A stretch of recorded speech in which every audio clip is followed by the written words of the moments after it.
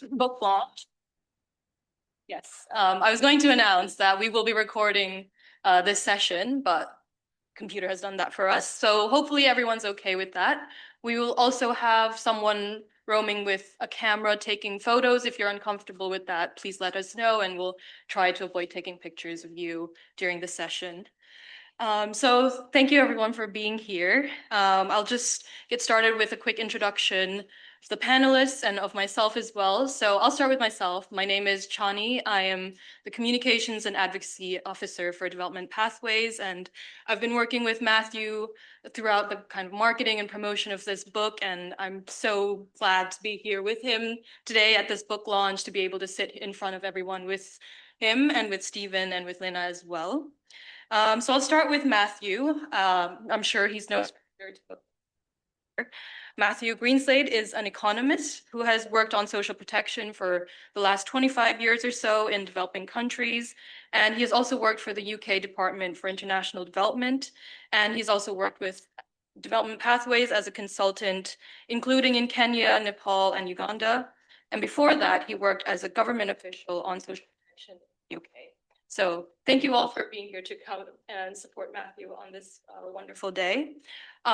Next, I'll introduce Lena, who is online here. Lena is a senior advisor on economic justice at the Human Rights Watch, where she researches how economic and social policies affect human rights.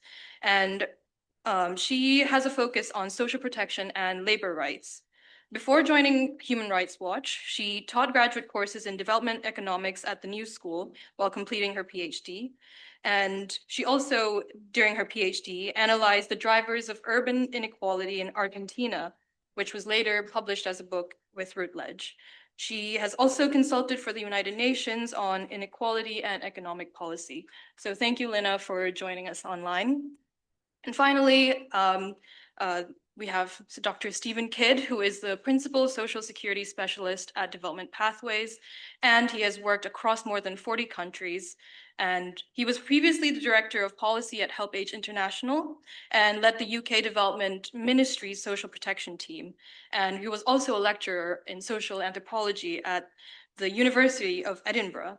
And he has wide experience across many aspects of social protection. He has successfully supported national social protection policy development in various countries, and he has also undertaken research across a broad range of social protection topics. If you've had a chance to look at the book or read the book, he is also one of the key characters in there, so you can read more about him and more about what he does, and also we'll get into more of that during this session. So I'd like to start with just a question to Matthew as the author of this book. Matthew, could you tell us a little bit about why you wrote this book and what this book is about? Thanks very much, Chenny. Hello, everyone. It's great to be with you. Thank you so much for coming. It's greatly appreciated. Hi to everyone joining online as well. I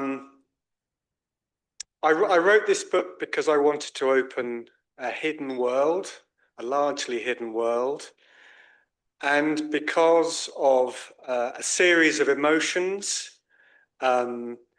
concern about an issue that affects the lives of millions, hundreds of millions of people around the world, anger at a lot of things the World Bank has done, which I have witnessed myself, shock at the lack of critical thinking within the World Bank, and a lack of learning in terms of what the World Bank does within many countries, and admiration for people involved in the global fight for universal social protection. Before I forget, I want to just give briefly some thanks. I mean, there are lots of people to thank, all listed in the acknowledgements in the book. But I want to thank in particular an organisation called ACT Church of Sweden, who have funded this book to be open access globally. That means free to anyone with an internet connection. I want to thank the Bretton Woods Project, and Louise is here from the Bretton Woods Project, who are funding this event and who have funded me in the past to go to Washington to deliver the messages from this book to the World Bank, and who, like ACT Church of Sweden, have supported me from the outset, as has Human Rights Watch. And Lena is here from Human Rights Watch, and we'll hear more from her later. I'd also like to thank Bloomsbury. Nick is here from Bloomsbury. Thanks so much for coming. Nick quite rightly rejected my my initial pitch, and then was very kind to give me time to meet, and thankfully for me, changed his view, and he's been a great support throughout. And also I'd like to thank Sarah, my wife, wherever she is, for her there we go, at the back there, for her 1,000+ suggestions on the book, writing it and marketing it over the last 4+ years. Thanks, Sarah. I wrote the book drawing on my personal experience, drawing on documentation, drawing on interviews, particularly with Stephen, who I should also thank very much for his support, and interviews with people working within countries, not interviews with the World Bank, and I can come back to that point if anyone is interested. The book is a human story on the global battle to stand up to the World Bank and introduce universal social protection. Social protection here is defined as social security, which is the benefit system. So in this country, in the UK, it's child benefits, pensions, disability benefits, things like that. The book is a human story, so it's not boring. So you can read it. Stephen is the main subject because he has been at the forefront of many of the global battles with the World Bank for the past 2 decades, and because his is a story I can tell.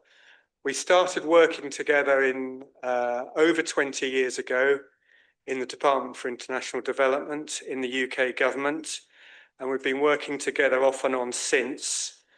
So what you're getting is sort of looking through one lens, if you like, but in an attempt to tell wider truths about what is happening in the world. And the wider picture is that there's a global coalition of NGOs, activists, academics, parts of the United Nations, all led by representative country governments themselves, fighting for universal social protection. This book is a tribute to those governments and others within countries, many of whom I've interviewed for the book. One of whom, David from Uganda, you'll hear from shortly. It's also a tribute to people that are sadly not with us anymore, and I just want to mention 2 of them. Michael Cichon, who led social protection within the United Nations, within the International Labour Organization. For many years, he was an inspiration for thousands of people, including me. I interviewed him not long before he very sadly died. And also my friend, Philip White, whose sister Alison is here, and friend John. He was an economist who was pivotal in persuading the UK Department for International Development officials and ministers, and persuading the UK House of Commons that social protection was an okay thing for UK aid to be spent on. Now, it differed when it existed. The Department for International Development was very influential on other donors in the world, so his role has been very important indeed. Both Michael and Philip I interviewed not long before they died, very sadly, and their commitment to universal social protection right to the end of their lives is something we can only hope to emulate. I want the book to entertain people. I also want it to give hope Social protection protects and supports people to be healthier, better educated, have less stress. It lowers domestic violence. It lowers the risk of social discord and conflict, makes people more adaptable as economies transition to lower carbon industries, makes them more resilient to extreme weather events. It supports sustainable national development, which is the key to reducing poverty and inequality. All successful countries in the world have invested heavily in social policy, including social protection. It's a story which is a celebration. It's a triumph of humanity, really, I think, when you stand back and look at it. We often hear about problems in our world, challenges. This is one of the solutions. So I really wanted this to be a story of hope and a story of a lot of the good things that people are doing. And this is a very important moment in global history because United Nations research tells us that lower income countries, developing countries, are at about the same income level that rich countries were when they started developing their comprehensive social protection systems. But the big but, and what the book is about, is that I believe that the World Bank is distorting things in terms of how lower income countries are developing their social protection systems. With few exceptions, the World Bank is promoting programs to be poverty targeted, narrowly poverty targeted, as well as promoting things called conditional cash transfers and public works programs, which we can talk about more if people are interested.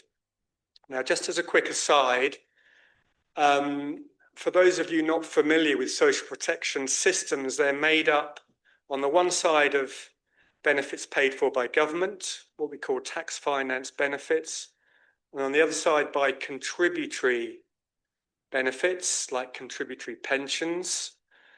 This story is about the government finance side, which for one reason or another is going to have to do most of the heavy lifting, arguably, in lower income countries if universal social protection is to be achieved. It's to do with the contributory side, important though it is, being restricted to the formal labour market, which is the minority of people working in the labour market. But back to the story, the World Bank promotes poverty targeting, which has intuitive appeal, where resources are very limited. You give resources to those needing them most. What could be better? Trouble is, poverty targeting is very difficult. Now, as Chani mentioned, I worked in the UK government, including on poverty targeted programs. It was a very difficult thing to do in the UK because you never have perfect information about people's income levels. If you think about lower income, lower capacity environments where there's very little or no documentation on people's incomes, where people work outside the formal sector, where their incomes go up and down a lot, where people in whole swathes of the population have similarly low levels of income and are similarly poor, it moves towards the impossible on the scale to poverty target with any level of accuracy. So these programs are being introduced, supported by the World Bank, with huge costs, huge targeting errors. Research carried out by Stephen and his colleagues have shown in most of the cases in the programs that they looked at, more than half of those rightly eligible for programs being excluded from the program.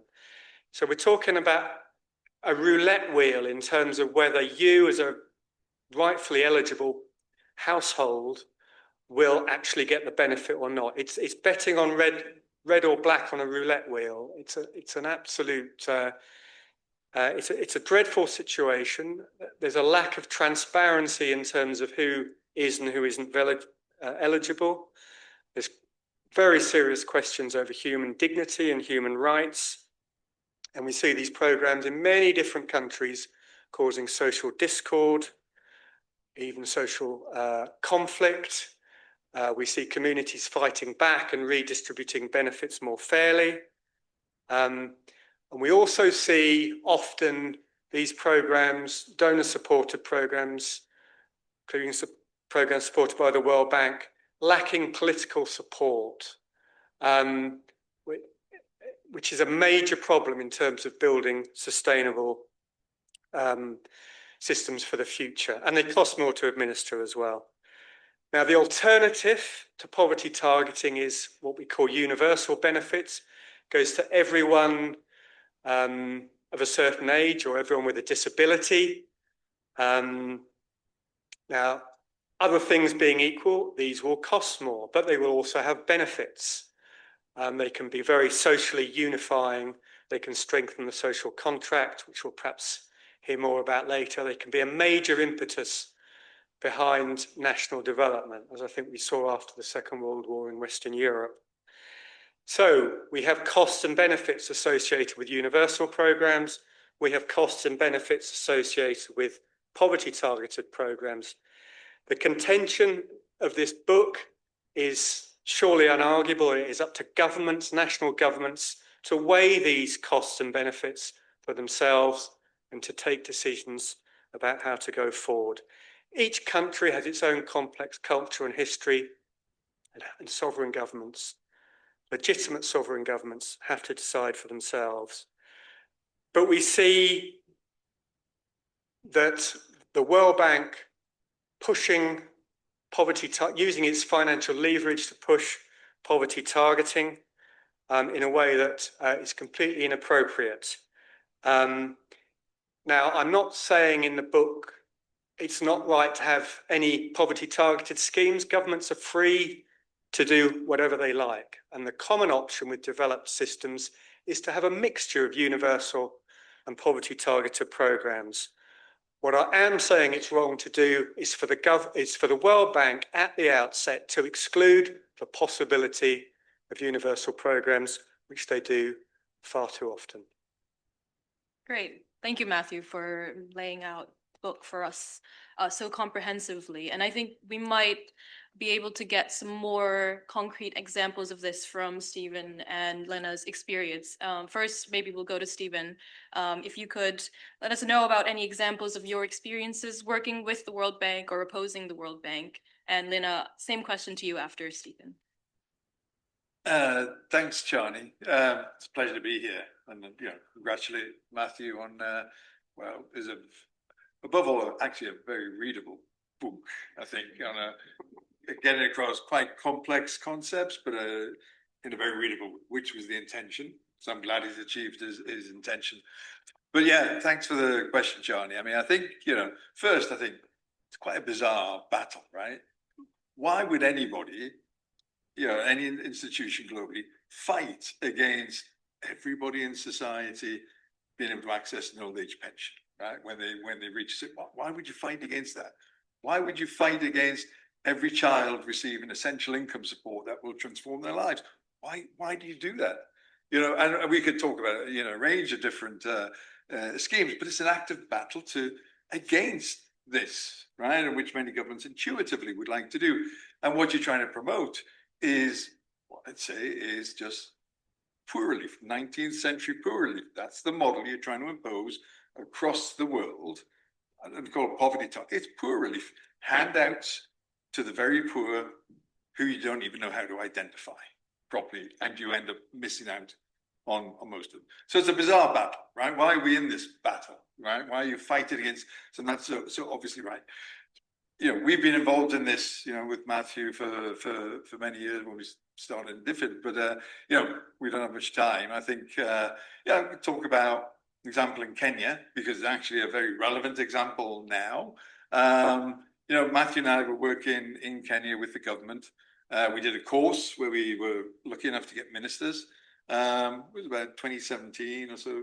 And we were teaching them about, a more progressive way of doing social protection, social security in Kenya. And a cabinet minister there, she got up, she was responsible.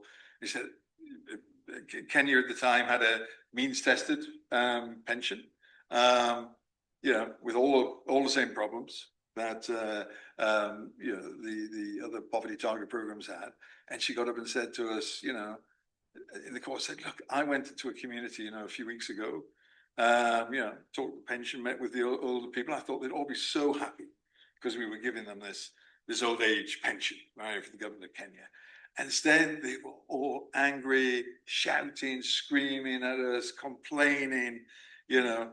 And you said, why was that? You know, she didn't really know. We said, well, isn't it because a whole load of them weren't getting it, and yet they were poorer than those who were getting it, and it just felt very, very, very unfair. And I said to her, look, you know, it's a kind of strange thing. I said, as a politician, I'd have thought you did things that would make you popular. Why are you designing things that actually make you unpopular, right? What would have happened if you gave it to everyone in the community, if they'd all got that, if they all were able to access that? Yeah, nobody would have been complaining, would they? Yeah, no, they wouldn't, right? You'd have been a hero. You went into that community, you'd have been a hero. She went away, and her colleague, deputy minister, went away, and they thought about it, got us, a few months later, they got me to come talk to the Minister of Finance, or the Cabinet Secretary for the Treasury in Kenya. 45-minute discussion. We talked about all the benefits you could get, how, including how pensions could help build economic growth. Importantly, how it could help them win the election, right?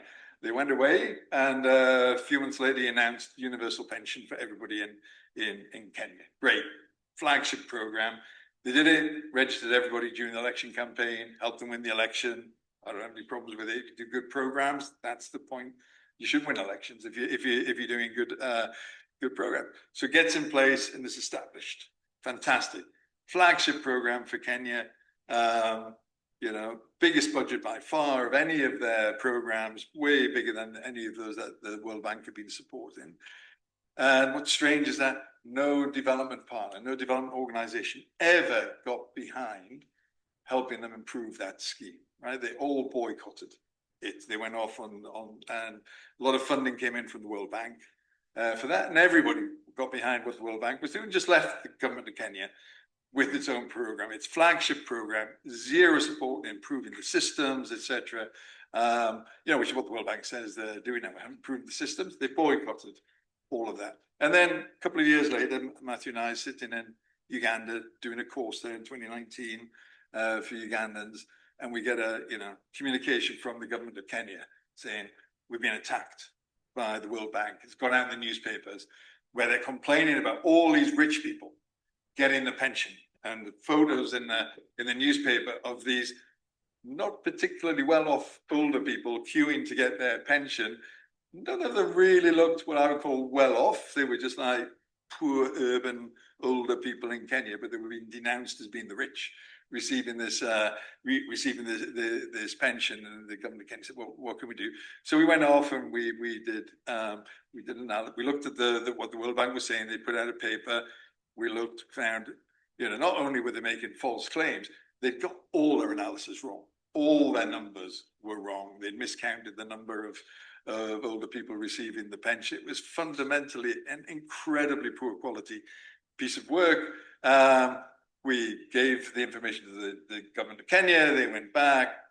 World Bank, it went public. We put out a blog around it, went public. And eventually the World Bank withdrew their paper and kind of apologized to the government of Kenya. Great. Victory won for the government of Kenya. Still nobody gets behind them to help implement their scheme. Eventually they do it themselves.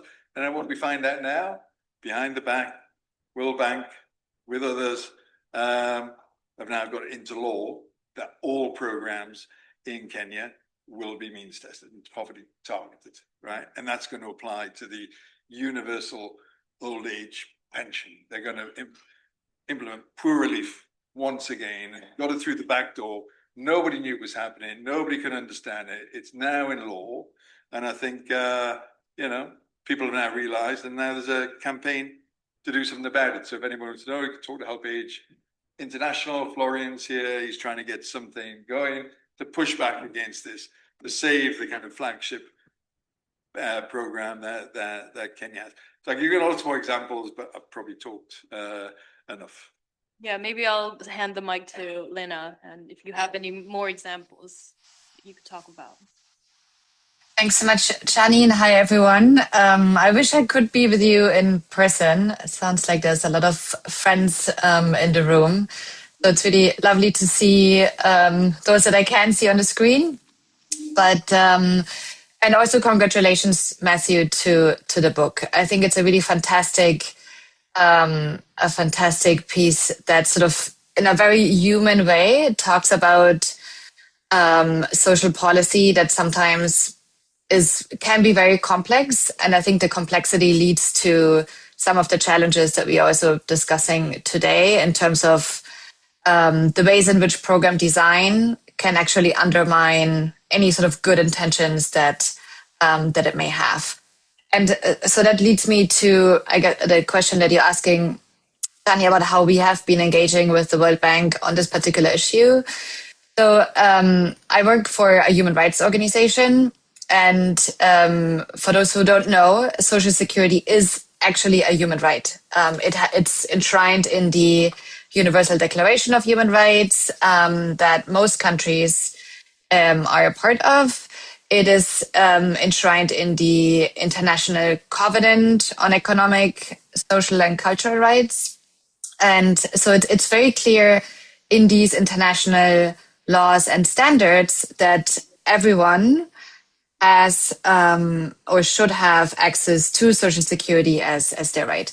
And again, sort of we're not talking about a universal basic income, no, where everybody receives a certain amount all the time, but we are talking, as Matthew already laid out, about certain groups of people that in moments of their lives are more prone to economic insecurity. So that's, for instance, during childhood, right, where usually one of the parents is taken out of work or has a reduced workload for some time.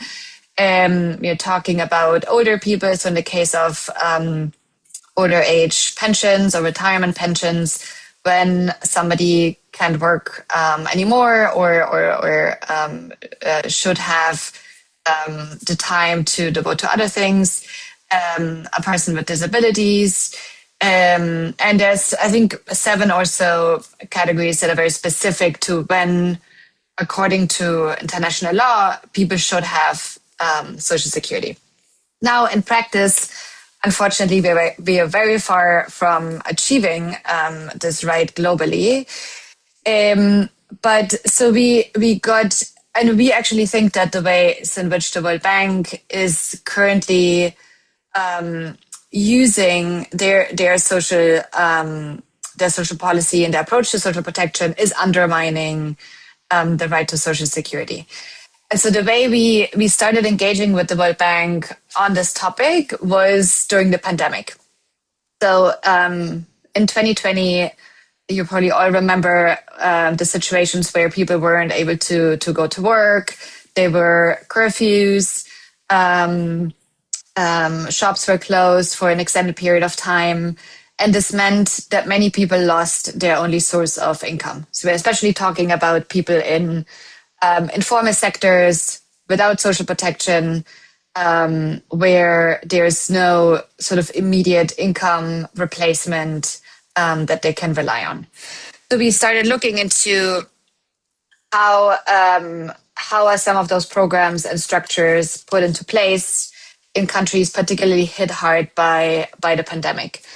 And we saw exactly what Matthew and Stephen were just describing, that instead of having more universal and rights-aligned and rules-based programs in place, you have these sort of very fragmented Band-Aid approaches to social protection where there's a small budget, that often sort of the prime minister's offices would say, oh, we want to do this, this like exciting program on social protection.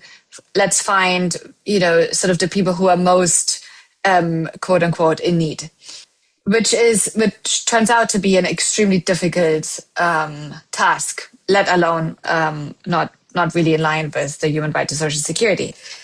And we dove with our research into a couple of countries. Maybe the ones that are most interesting are, for this particular one, is Jordan and Lebanon, where in Lebanon, for instance, we looked into the impacts not only of the pandemic, but of a very severe economic crisis that hit the country in 2019 that essentially pushed 80% of the population in multidimensional poverty. But when we look at the main social assistance programs that is primarily funded by the World Bank, it reaches a very small share of the population and is, of course, designed as a poverty-targeted program, highly exclusionary. So you have, and just to demonstrate you this, in some ways, obvious gap in thinking, is if you have 80% of the population living in poverty and a program is designed to even only reach between 10 to 15 to 20%, there will be gaps, right? So the question is then, among those 80%, how do you, even according to the logic of these programs, how do you identify people most in need? So that's when the World Bank comes in with these highly complex systems that supposedly, in a very neutral way, identify beneficiaries. And that's through what they call social registries. And I hope that we will hear a bit more also from Stephen and Matthew about those, where in extremely costly ways, household surveys are being conducted, essentially having government people go from door to door and collect a crazy amount of information. In the case of Lebanon, it was about 42 different indicators about people's economic standing, the sort of the quality of the housing unit they live in. You know, is it like a solid floor, a solid wall, a solid roof? What types of appliances do they have in their home? Also demographic data, right? Do you have, who's the head of the household? Is it a woman? Is it a man? Is it a citizen? Is it a non-citizen? Is there an older person in the home? Is there a child in the home? It's a quite extensive list of questions, which then results in this database that is used to score and rank households, essentially pitting them against one another to then identify those sort of deepest in poverty. And this comes with a lot of also perceptions and stereotypes about what it means to live in poverty and what type of indicator kicks somebody out of their eligibility. I remember in Jordan, actually, we spoke with some households who were in the program and then all of a sudden were kicked out because they had purchased a scooter and they needed a scooter to work because they picked up some delivery jobs. And so they were really irritated by saying, we are trying to make ends meet. It's already extremely difficult. Now we are seeking, you know, her husband is seeking this job and now they're getting kicked out of the program. So for all of these reasons, we then engaged directly with the World Bank, sort of presenting evidence from our research, presenting the findings and also concerns with the methodology. But it wasn't particularly well received. Now, I think part of the response that we heard was sort of we are well aware of the exclusion errors. We know that there's some issues, but overall, that's sort of still the best approach that we have, and that's sort of the line we're pursuing.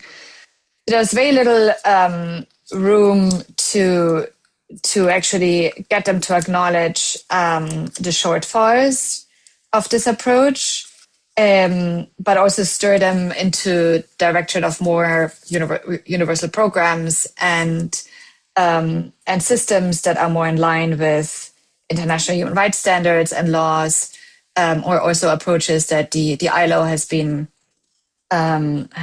quite supportive of.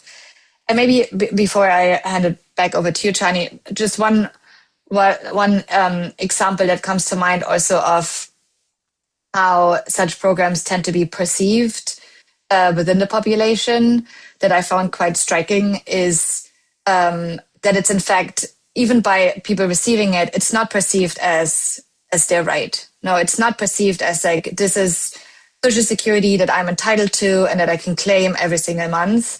It's often perceived as, sort of a charity, a handout that can be taken away at any moment.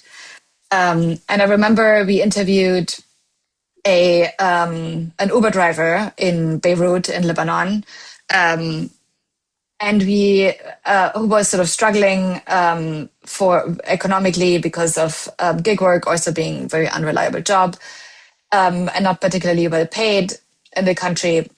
And he was 74 years old, had lost all of his savings in the financial crisis.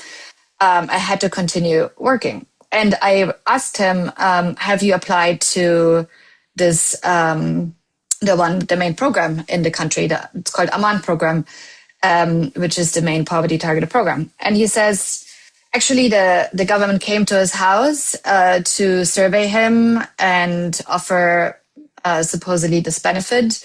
But he said, I don't want it. I'm not a charity case. I don't consider myself poor. I don't want this benefit. And I asked him, what if they offered you a retirement pension that maybe all older people would receive?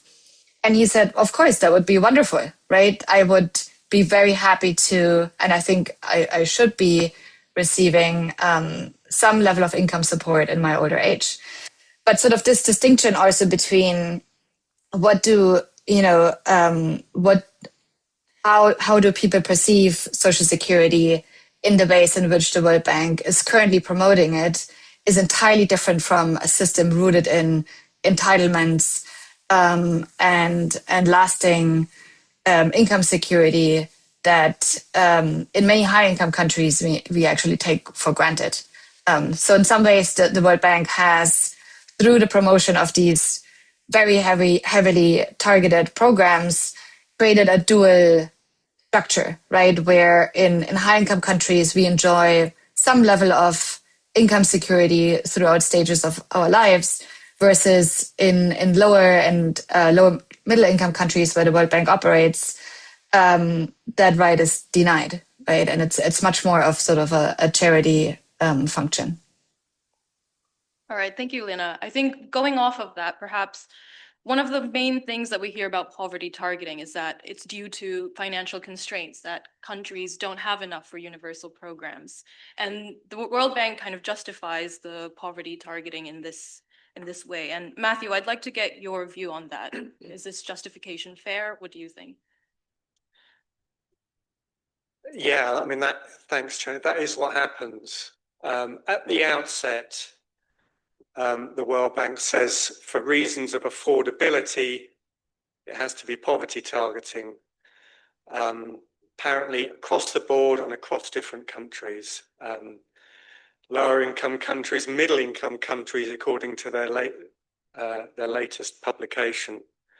I mean, financial constraints are always a reality in any country at any time.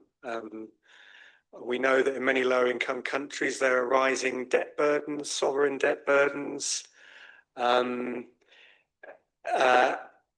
It's very important that we work within financial constraints, that countries' debt is on a sustainable path, that there's macroeconomic stability, which is important for poor people as it is for wealthier people. But still, within the restrictions within the financial constraints, they're not an excuse for making bad decisions. You still have to weigh the pros and cons of different spending options. And the point is, it's for governments to do that. Only governments and the people that vote for them can weigh the benefits properly of different spending options. Another thing is that we have to think in terms of the dynamics of the situation. A more universal approach, a more entitlement-based approach, as Lena says, can do very positive things within countries. It can strengthen the social contract between citizens and governments. That's the deal by which we pay taxes, you give us decent services in return.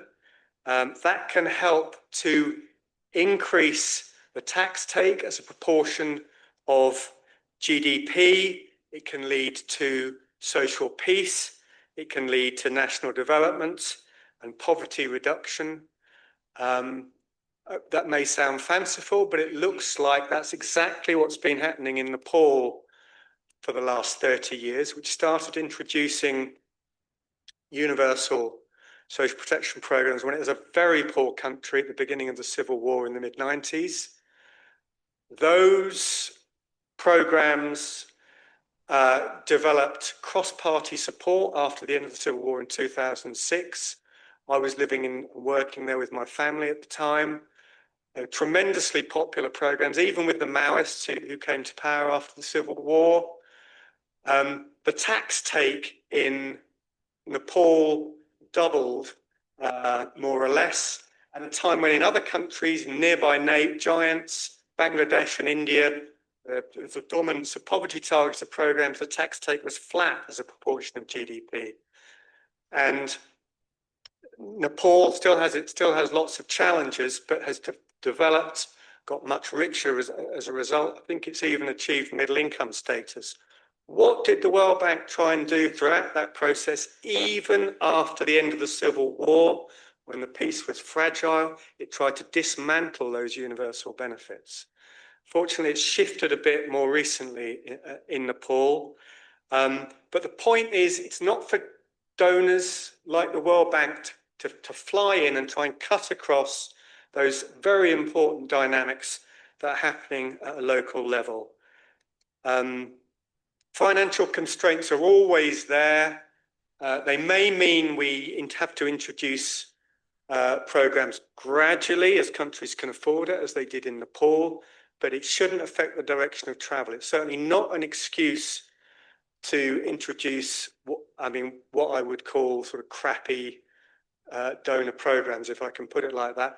And I talk as someone that worked with a donor for many years, so I'm as sort of culpable in this story as anyone. Thank you, Matthew. And I think that in a way brings light to how poverty targeting isn't necessarily the only option, and there are ways to do this gradual implementation of universal programs. But just to kind of push the question on poverty targeting a little bit, maybe Stephen, you can come in on this, but isn't poverty targeting, despite all its shortcomings, isn't it better than nothing, or would you say it's actually worse than nothing? What would your take on that be? I think the problem is, part of the question we're talking about, poverty targeting, means testing. The World Bank doesn't do poverty targeting or means testing, right? It doesn't do that. If we're talking about means testing, I'd give you a different answer, right? What the World Bank does is ration it, right? You've got a massive need, which you can't fulfill, and you put forward a tiny little budget. You try to ration that amongst the vast amount of people by selecting a small group. And you do that by using a methodology that was developed under the dictatorship of Pinochet in Chile. You take that methodology and you export it around the world, and you get people to do this rationing on this methodology, the proxy means test, which by its very nature comes up with an arbitrary result and excludes the majority of those who are most in need. But you ration your benefits onto that, more resembles a kind of lottery, right? But it comes across a very unfair lottery. So that's what you're doing, right? Now, is it better than doing nothing? Well, it's I think a good means tested program like we have in South Africa. We could perhaps say, yeah, there's merit on that. It's most people in South Africa who need benefit can get it. They've not allowed the World Bank yet to introduce this proxy means test and social registries. But in other countries, by doing this one, what have you done? I mean, we know in the Philippines what it did is that amongst non-recipients of a child benefit there, stunting rates went up. right? Because those excluded were the poorest members of society, became that. There was slight inflation in prices for protein-rich foods. And what happened? Those who were excluded from the program couldn't afford that, bought more rice, and we increased stunting. That's not great for kids. But more importantly, I think, and some of the things have already been alluded to, what you're doing is you undermine community cohesion, right? There's lots of studies around this. People break apart. Jealousies are created in communities, because they can't understand why somebody quite well off gets the benefit and the poorest member of the community is excluded. So you undermine community cohesion. I could go on a lot of things. More importantly, you undermine the national social contract. The critical thing that you should be developing in every country is a strong social contract. Matthew's just talked about it. This relationship of trust between citizens and the state.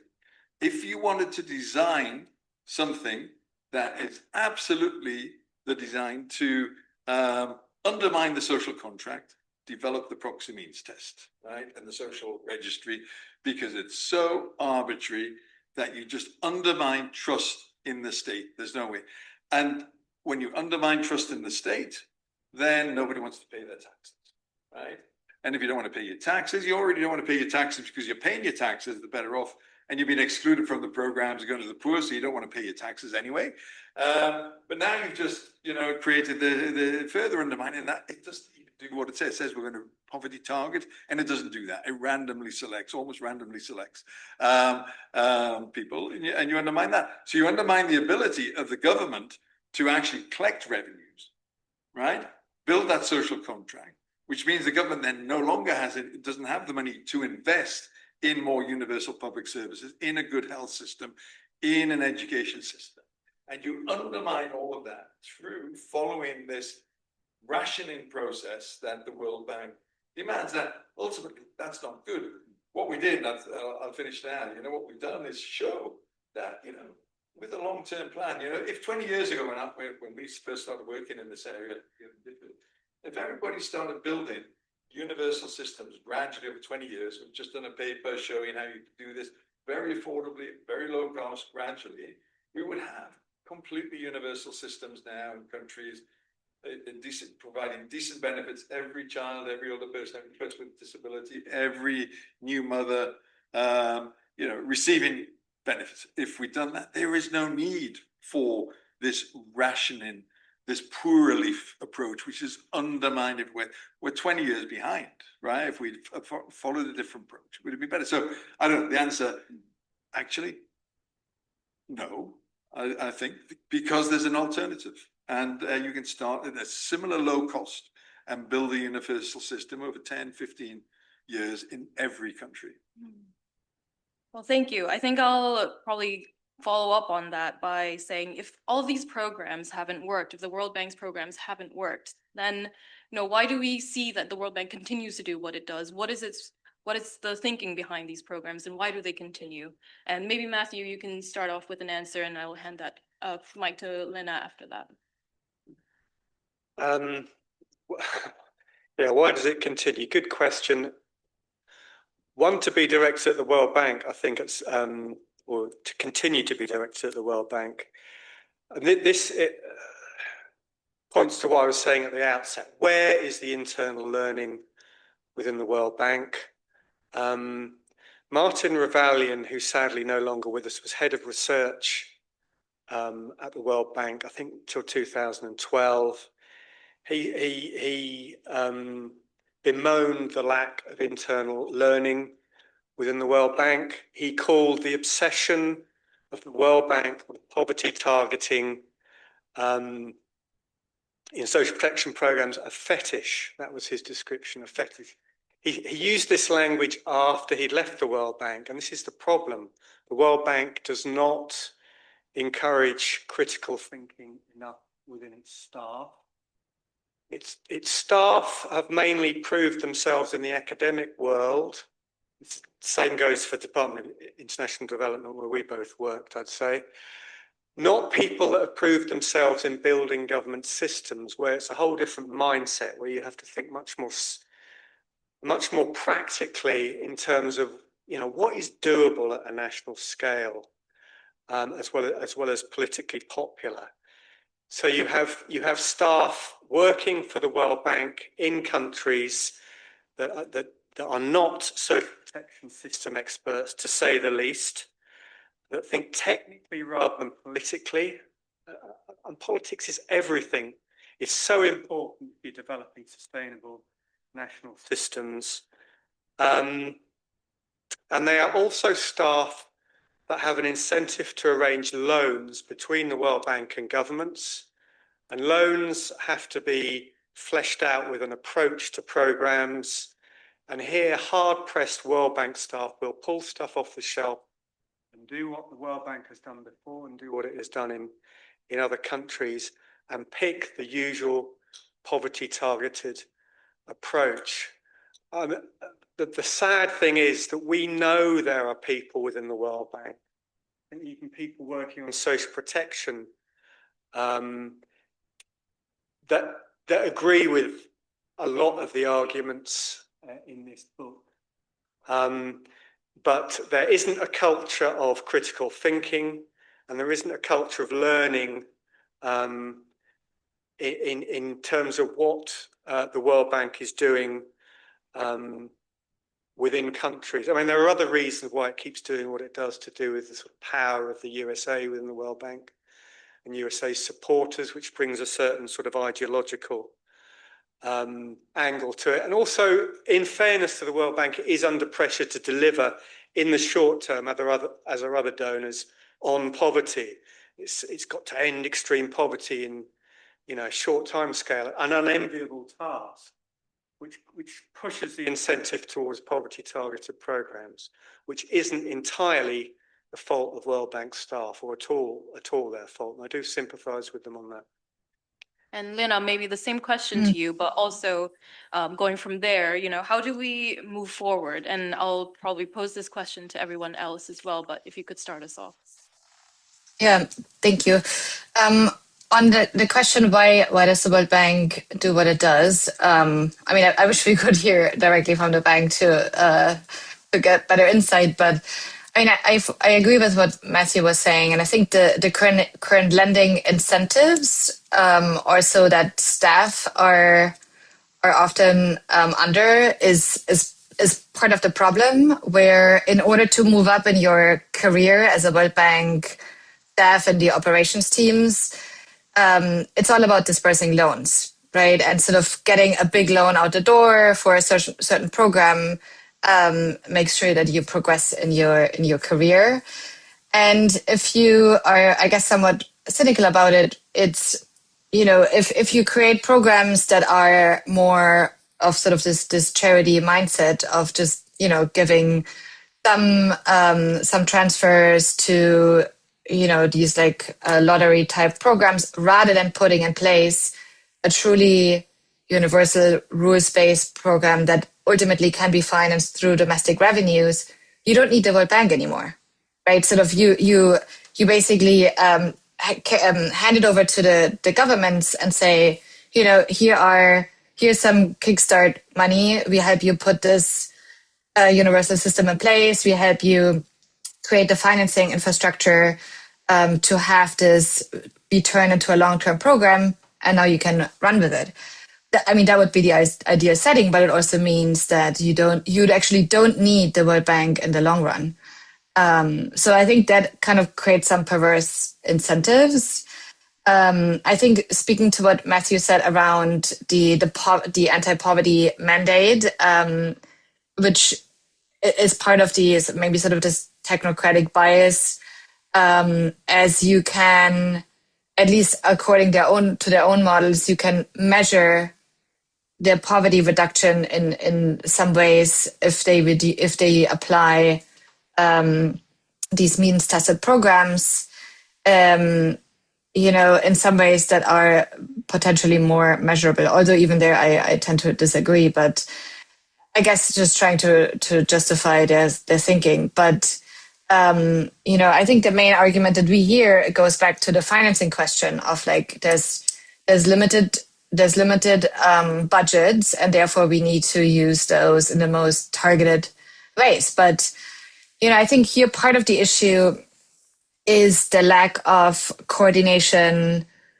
even within the World Bank, but maybe also with other actors, including the IMF and others, on how does the social protection team in the World Bank work with the macroeconomics team, which it doesn't really coordinate a whole lot, but they should, right? Because ideally you would have greater coordination that then says, okay, in your budgetary reforms, in your ways of leveraging more domestic financing, we need that to put, public services in place, such as healthcare, education, social security, all of these aspects to have them ultimately domestically financed.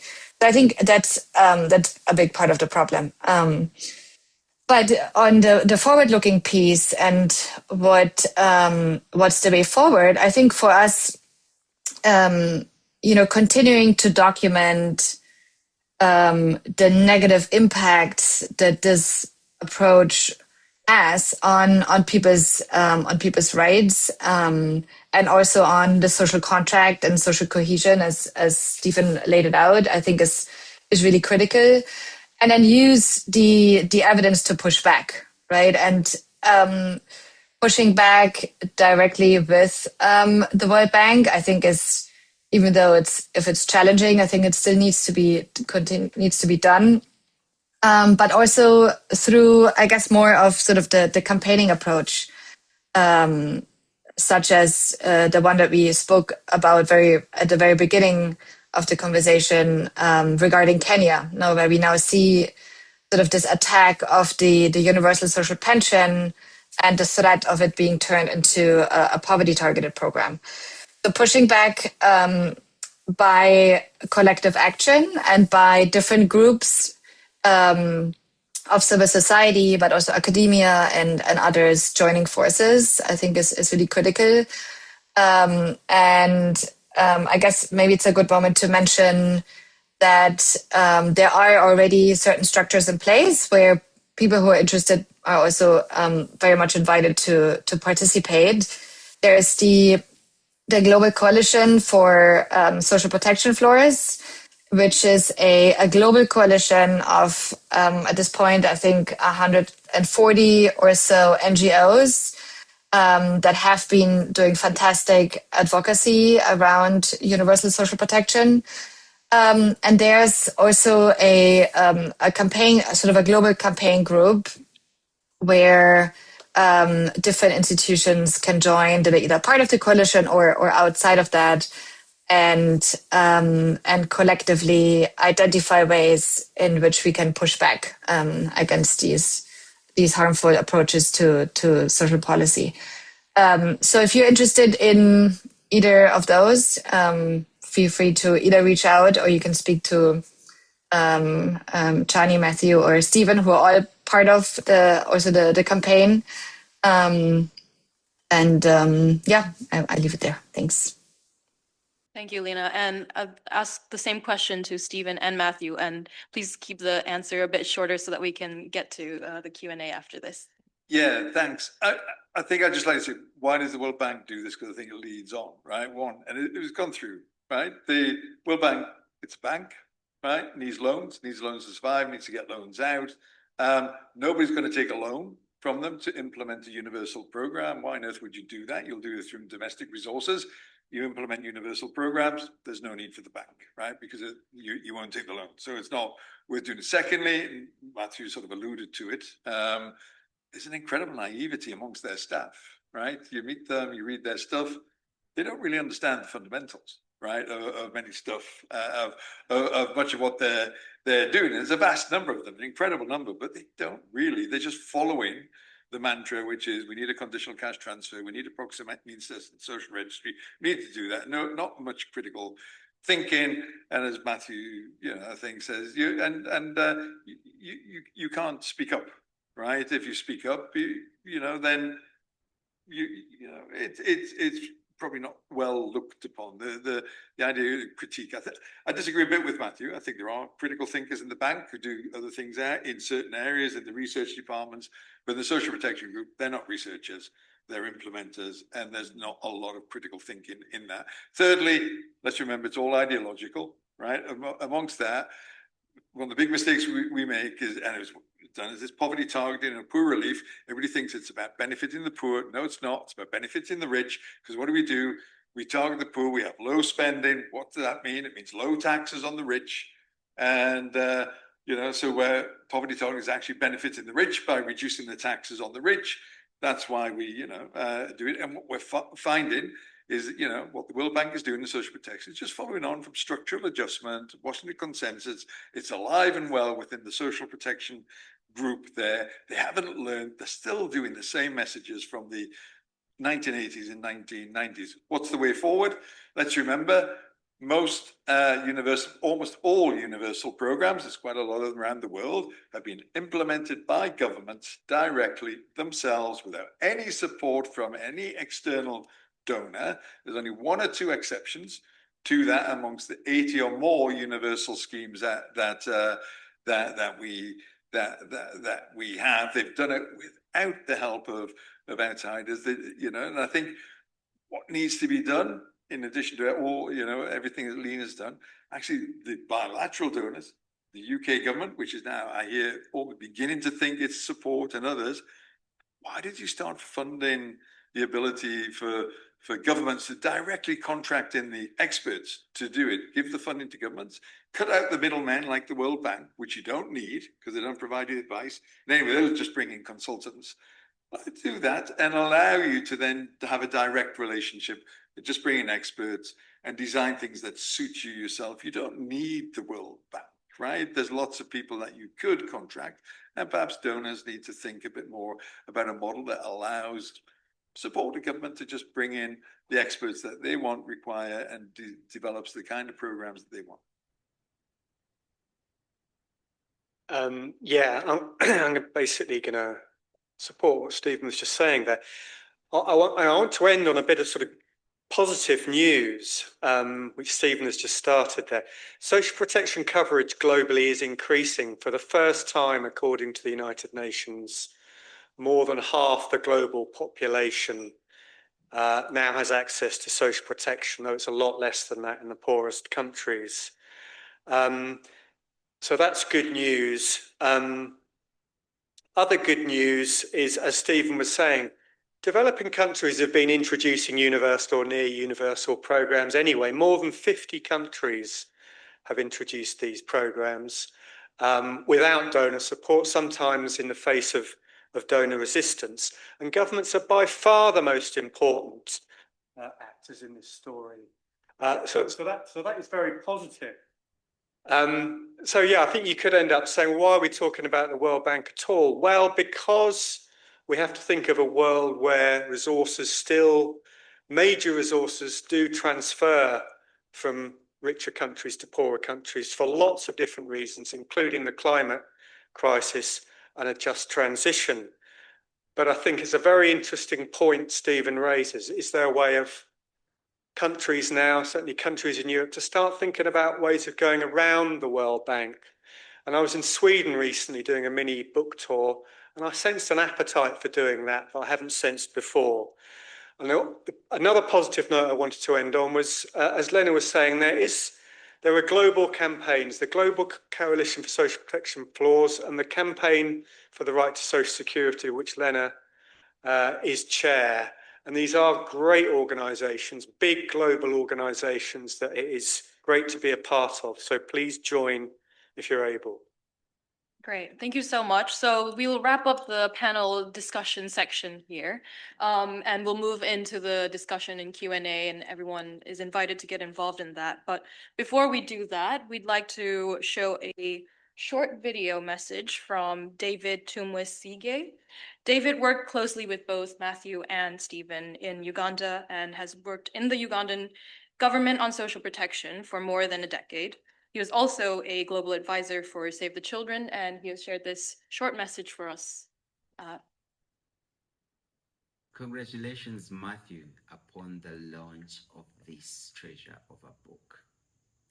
This story feels personal to me because it speaks to the courage it takes to push for what is right, even when the world isn't yet ready to see it. I remember I worked together with Stephen Kidd on Uganda's Senior Citizens Grant. We sat with communities, listened to older people, and most importantly, felt the weight of their stories. And all our analysis showed that only a universal, nationally inclusive program would build the public support necessary to evolve a sustainable system. So when we started rolling out with citizens aged 8 years and above 10 years ago, many people thought it was a crazy idea given Uganda's low life expectancy. But we were only planting the seed because in September last year, the president led cabinet to approve expansion of the program to citizens over the age of 65. And now the battle is no longer about how to exit the program, which was the case in 2014, but how to finance this irreversible policy. I wonder how a poverty targeted program would have fared. To everyone that's watching and present at the launch of this important book, I hope Matthew's book inspires and challenges you. Let us keep up the fight and build universal social protection systems that truly leave no one behind anywhere in the world. Matthew, congratulations once again. This is an amazing book. Thank you for putting the stories together.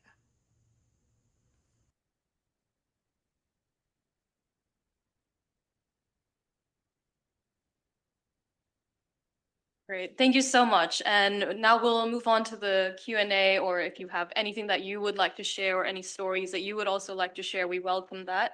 And we also understand that not everyone may be comfortable with raising their hands or speaking out loud. So if you want to, we also have this QR code that you can scan and put your questions in, and we'll have Denisha here read out the questions from there. And this goes to people online as well. If you're viewing this online, please put in your questions in this on this slido.com, and you can put in that number and it'll take you to the Q&A page. And we have a mic that's roaming around. So yes, if we could get started. Yes, we've got a question.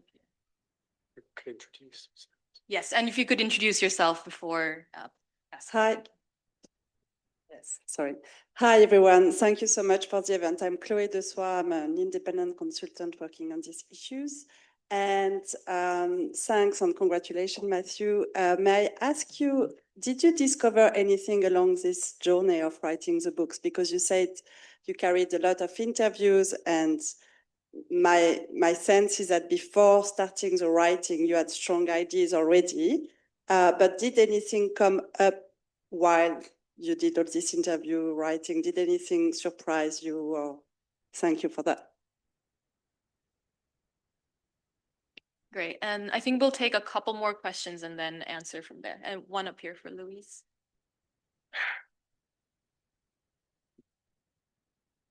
Thank you very much. I'm Luis Vieira. As Matthew said, I work with the Bretton Woods Project, and we're very, very honored to be able to support the book. So thank you.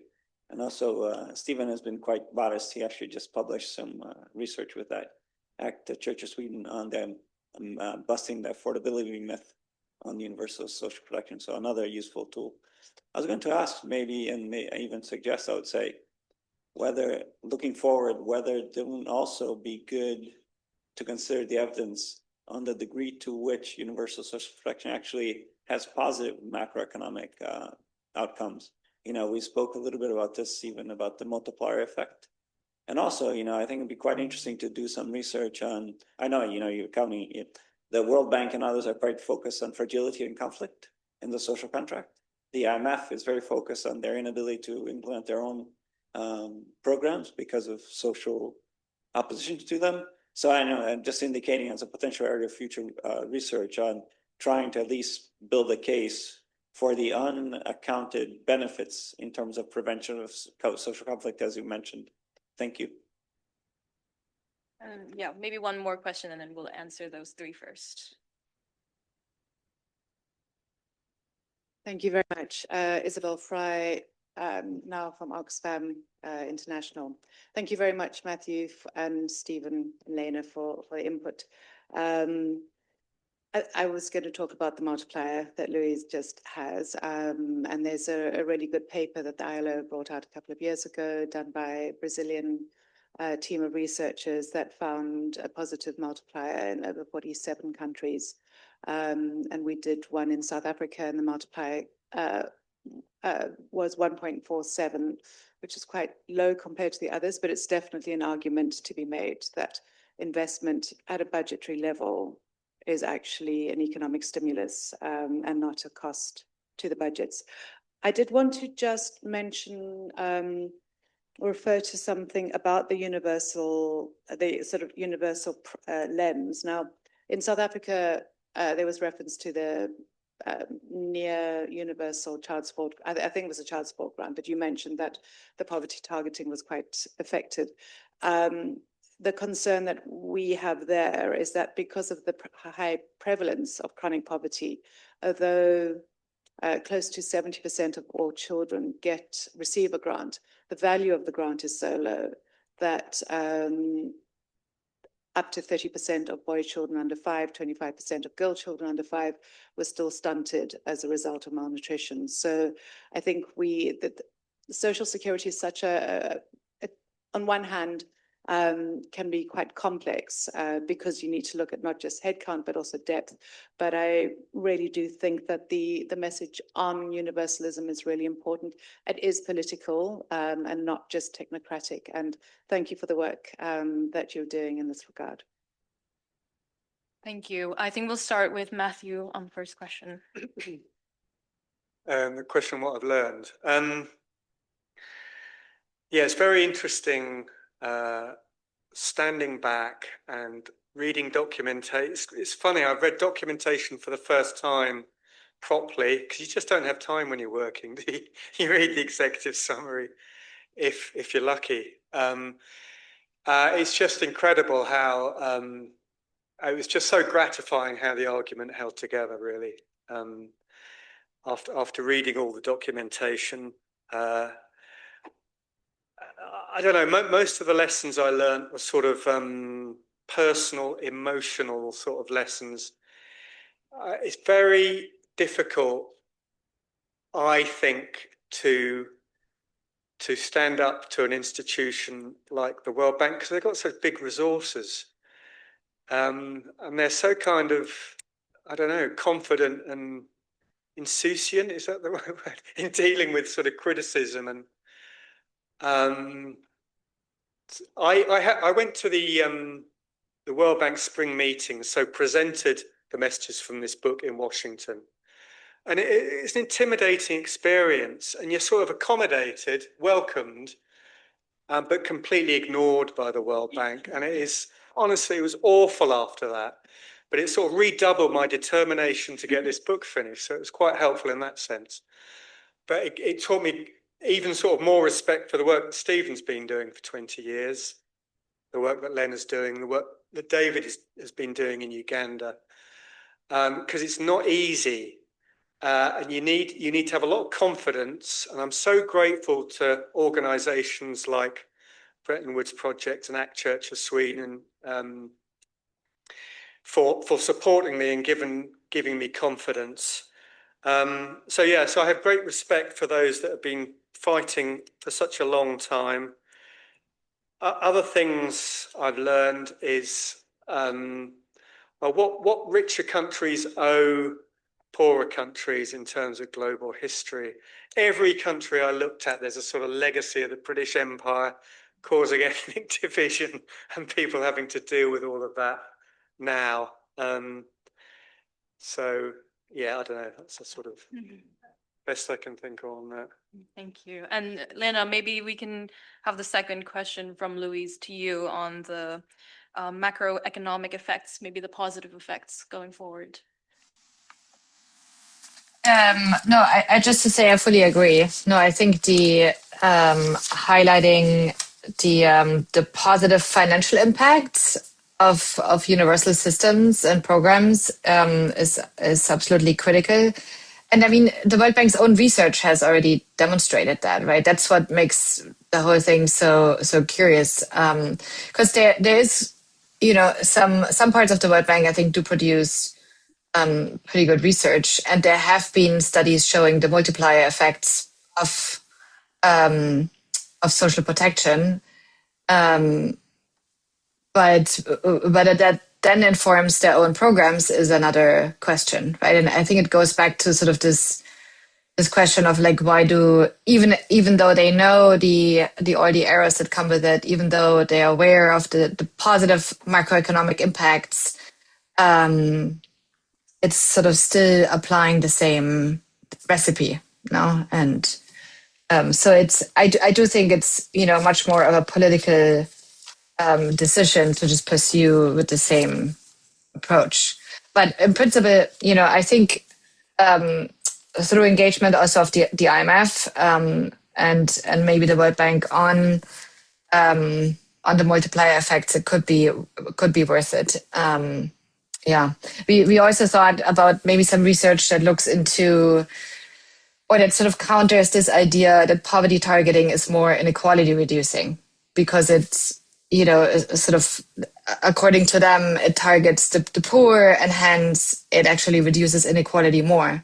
But I think there's like a flawed logic, and, countering with research that actually shows how universal programs and systems are much more inequality reducing if done right, also through aligned tax reforms and fiscal policy reforms, would be worth it. Thank you. And Stephen, maybe the question on South Africa and low transfer values. Yeah, thanks. First, on Luis's point, I'd just like to endorse what he says, but I think it's also, let's just remember what happened in Europe after the Second World War. We were pretty much similar to many of these good means-tested schemes, weak social contract, etc. What we did, we moved to universal systems. There was a fundamental change. And so the prosperity that we now have in Europe, despite the fact that things are going a bit wrong in some margin, for all these decades, which, is down to that. It's about building that social contract, and that built wealth and prosperity for many, many people. And we can learn from that. That's all about the multiplier impact. It's all about the importance of investing in people to grow your economy and make it improve it. So I think absolutely right, but we also just need to look at history as well on how countries became successful. It's not the only thing, of course. There's lots of other things. On the child support grant and I think other programs, right? So just to correct myself, right, if I gave the wrong impression, I was comparing, I said it's better than, the means test in South Africa is better than the poor relief the World Bank report supports, which is, trying to find the poorest 10% somewhere, which is an impossible task to do. So it's better than that. But the analysis we've done in South Africa, it's already shown, right, on child support grant, etc. You still exclude 20% or more of the very poorest children in South Africa from the program. That's not a great thing. It almost certainly creates perverse incentives, because the more functioning means test in South Africa, so people are going to be more worried about becoming better off and perhaps losing the program itself. Why become wealthy if you're going to lose the child support grant? So we're sure.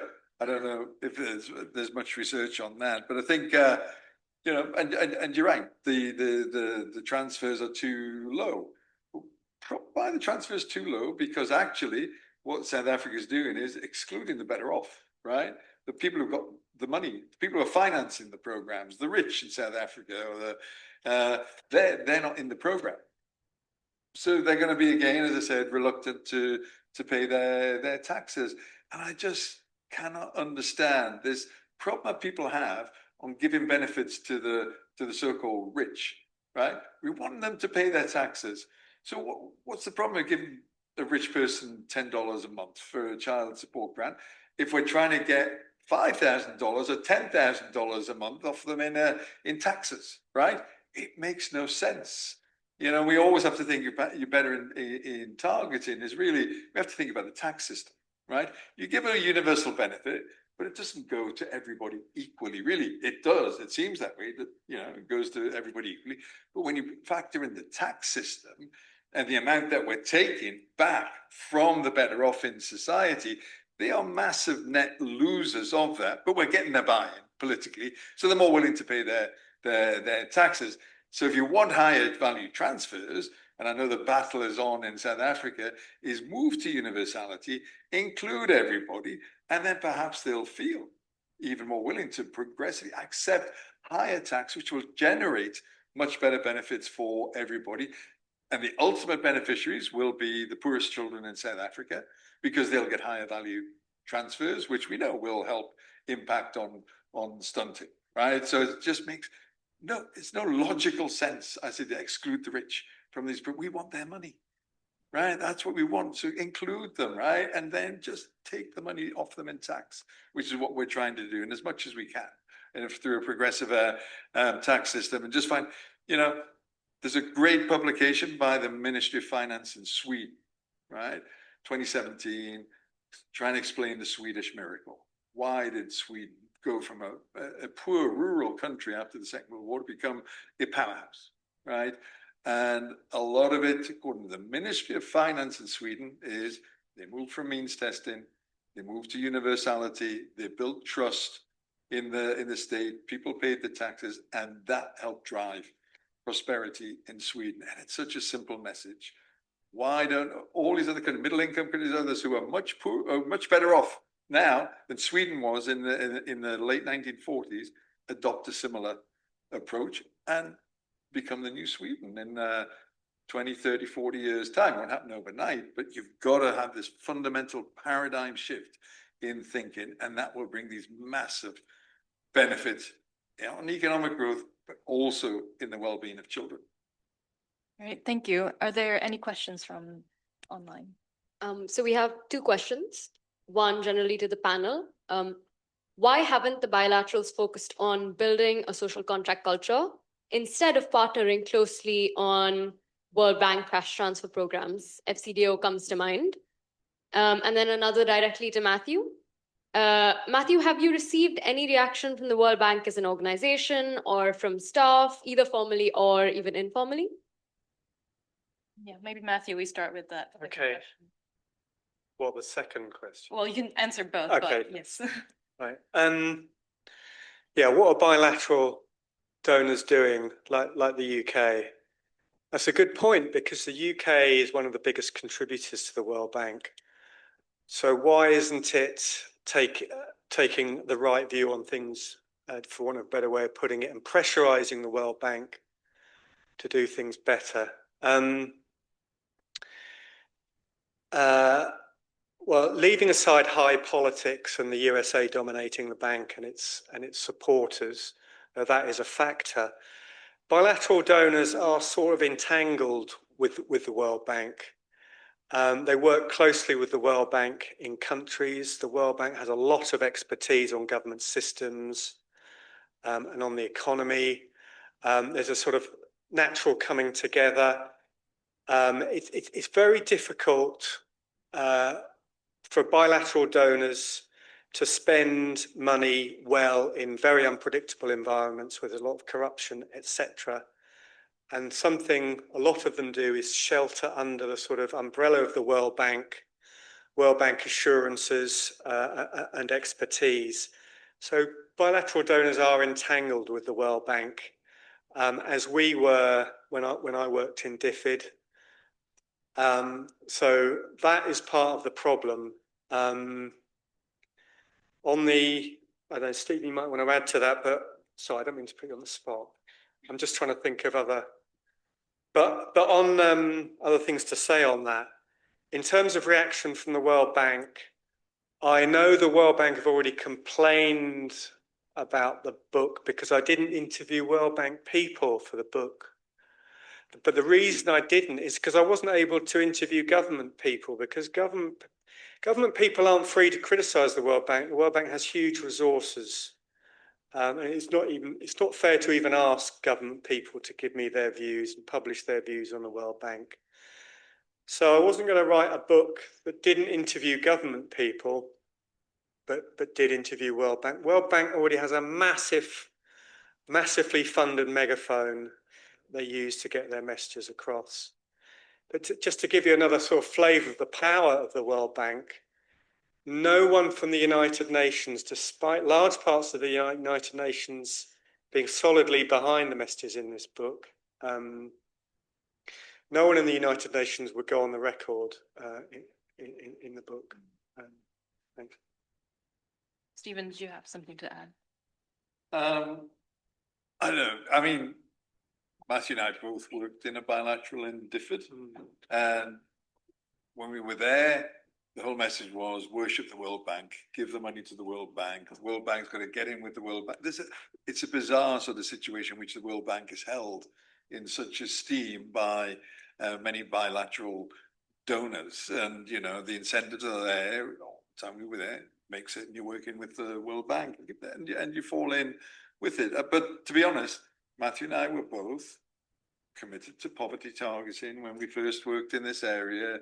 We just happened to kind of, you know, get deprogrammed quite quickly from this sort of cult that it's almost like a religious cult, and we managed to move on. A lot of people are still stuck in this cult and this kind of symbol, even in the bilaterals. And you know, great Church of Sweden, I know is great. They've ACT Church of Sweden to get it right. Has been great, but you sort of look at bizarre things like Sweden funding this horrible, you know, productive safety net program in Tanzania with the World Bank. Terrible targeting, all the problems, no interest from the Tanzanian government in funding it. And even Sweden, which should be teaching the world about how to do this properly, just got behind that. Why? Because one advisor actually in the Swedish government, in the Swedish aid in SIDA, she supported that view, and nobody else in the Swedish government actually even thought about challenging that. When I've been there with the ACT Church of Sweden, we've talked to them. Other parts of government Sweden are flabbergasted that they're doing this. And you keep telling them, Norwegians, Swedes, Danes, Finns, get out there, promote your model, get out there. But nobody wants to do it. One time I met a Norwegian working in the World Bank. I said, the problem is, you know, the World Bank, nobody from Norway or Sweden wants to go to the United States to live in Washington and work in the World Bank. They're so much happier.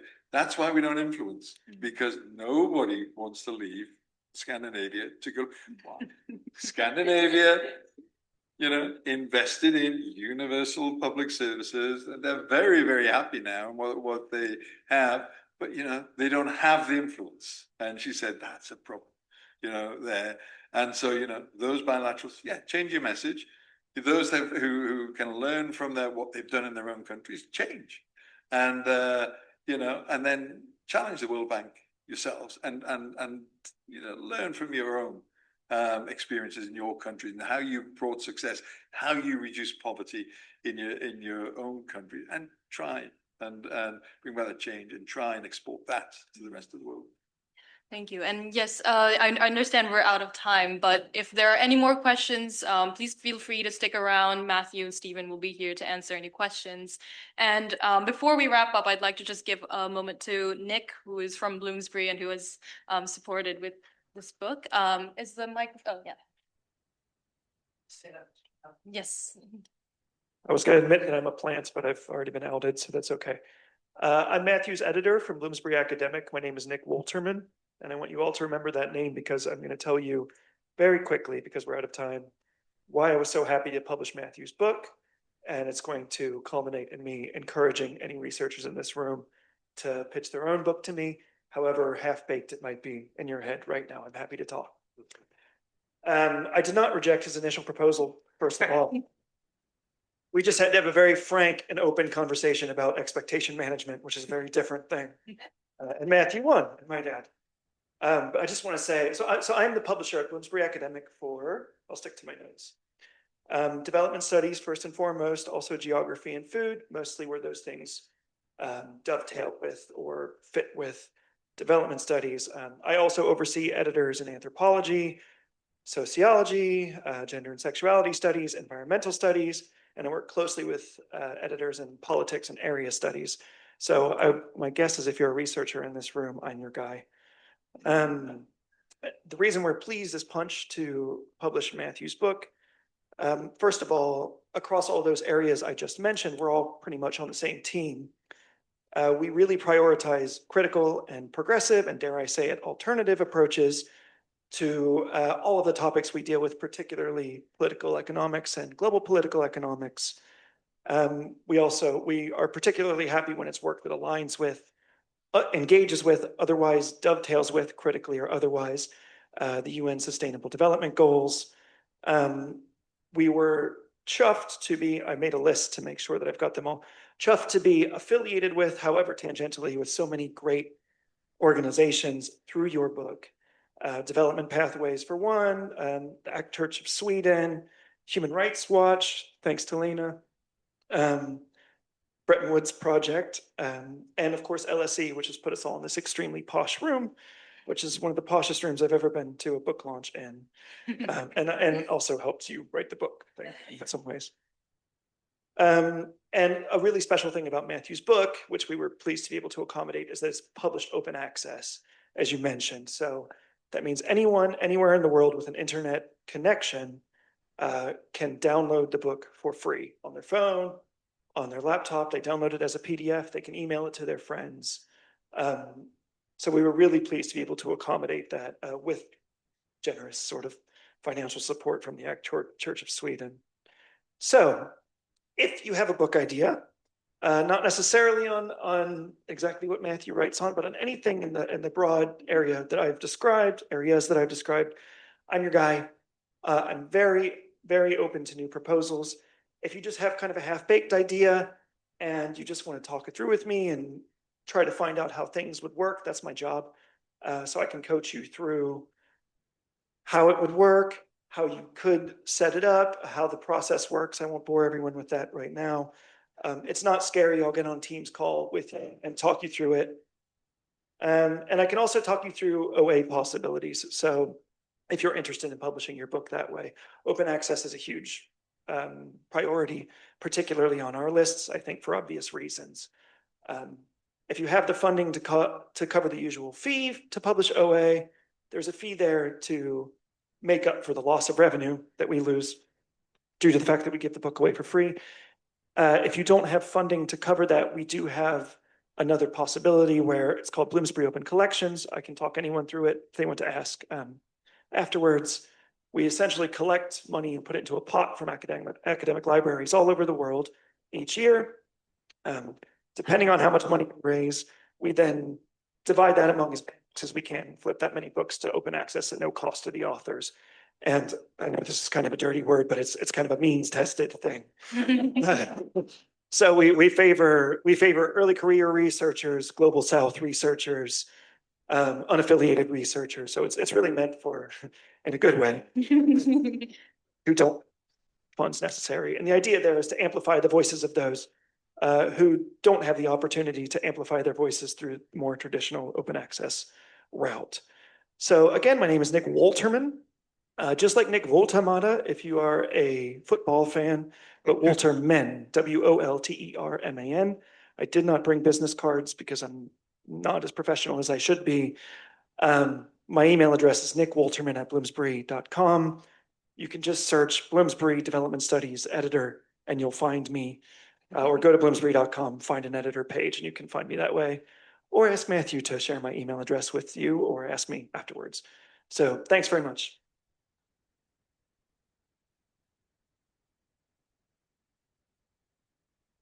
Thank you. And I think we have just one quick comment from online. Yeah, I think to be fair, because everyone in the room gets to be here and pick Matthew's brain after, we'll take the last question online that didn't get addressed. And then perhaps anyone else online who has questions can reach out directly via email, just putting it out there. But quick last question. This has kind of been addressed, but might be good to get your thoughts just as a closing note. If universal coverage is the ideal, but current resources are limited, would you still reject poverty targeting, even if that means the poorest people receive no support until enough funding exists to cover everyone, including the wealthy? This is for me, right? Well, this is the question that I think Channy asked Stephen: is poverty targeting better than nothing?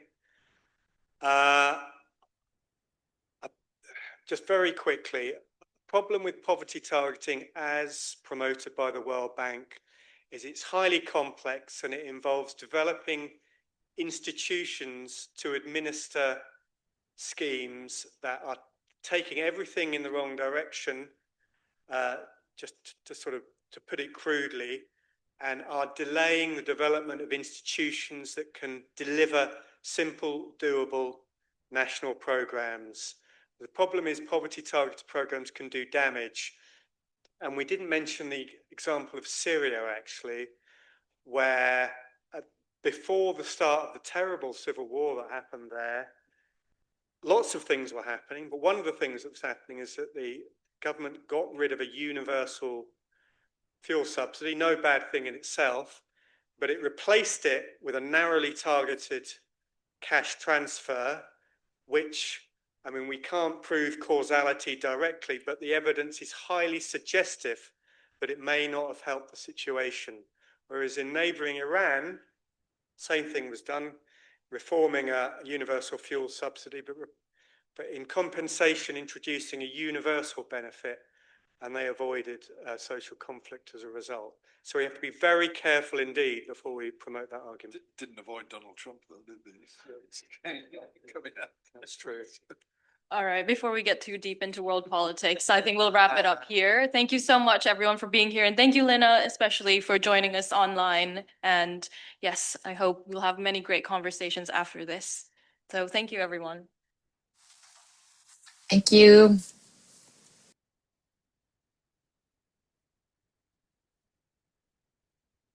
Oh, yes, yes, there are books available for purchase in the back. Yes. Thanks, Lena. And yes, and also some publications from Development Pathways on the side, and some free pens if you need them. Yes.